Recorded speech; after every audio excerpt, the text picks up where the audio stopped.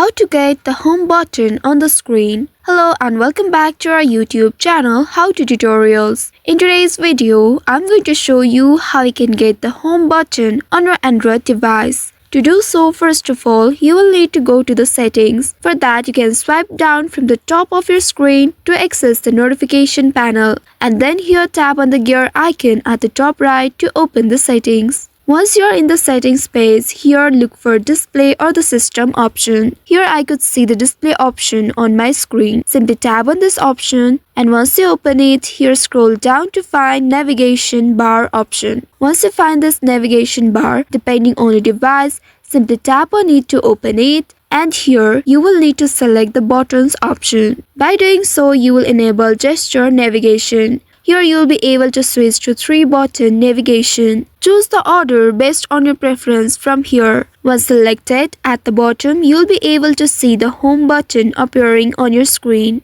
Now you can simply come back to the page. Then now you'll be able to see the home button at the bottom of your screen. So by following the steps, you should be able to add or restore the home button on your Android device.